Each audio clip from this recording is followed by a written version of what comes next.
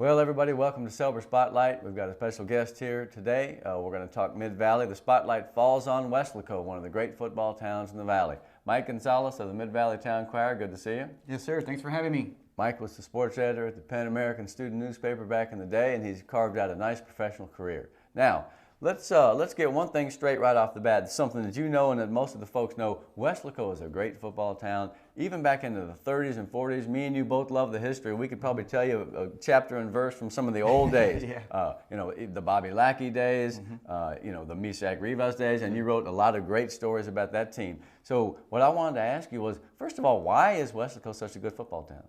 Well, just the energy, the atmosphere that the fans bring. They love it. Since I was 5 years old when I won my first football game. That's right. He was telling me this great story. You were 5 years old going to a crazy Weslaco game, but not at Bobby Lackey. It was at Barbie Field. At a packed house against the Donna Redskins. And even before that, when I was 4, my father would take me riding around the stadium on Friday night, which that's why I love high school football. That's incredible, man. I mean, hey, listen, if anybody was born to cover high school football, it's this cat right here. All right, so bottom line is the split happened 11 years, two schools, 11 years ago. They were bound to play sooner or later with realignment doing what it did. Last night's game was historical. It was, well, at least the pregame was. The electricity was unbelievable, and there was thousands and thousands of fans, even hours before the game, tailgating. It's like a tailgate. That was the way down in Sharyland was, too. It was an unbelievable atmosphere. I'd never seen anything like it, at least at Bobby Lackey Stadium. Right. And, I'm glad I was there. It now, was special. Are you surprised at the way the game turned out? The denouement, 24-0, man. I was surprised at that. Well, I was surprised with the way Wesco defense manhandled Wesco High the way they did in pretty much every phase of the game. Offense, defense, special teams. I thought it was even going in. I really did. Well, I did have that game even the whole season. I mean, before the season, people were asking me who's going to win. And I always said it's going to take me a few weeks to know. And I still couldn't decide who's going to win. And, in the end, Wesco East just...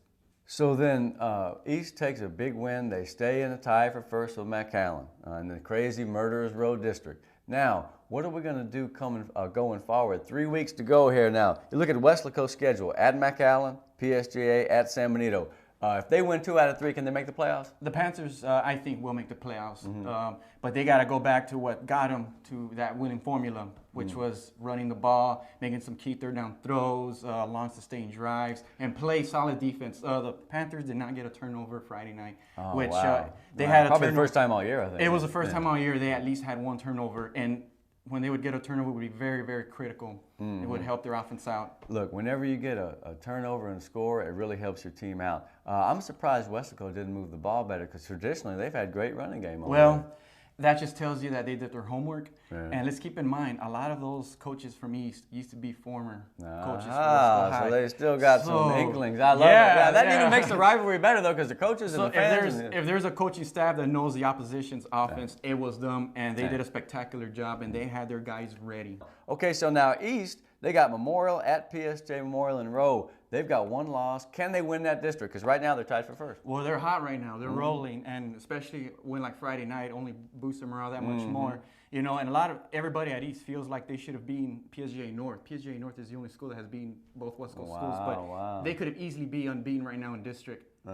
So I feel pretty good about their chances if they play like the way they did Friday night. Rivalries like this, new ones and old, great matchups, old friends getting together to talk about football. This is why we do this stuff. That's why people love Valley High School football. The Spotlight will continue to bring you interesting things that you will not get anywhere else. That's one of the things we're trying to do here at 956 and Fox. Greg Selber, The Spotlight, for Mike Gonzalez, out. Yeah.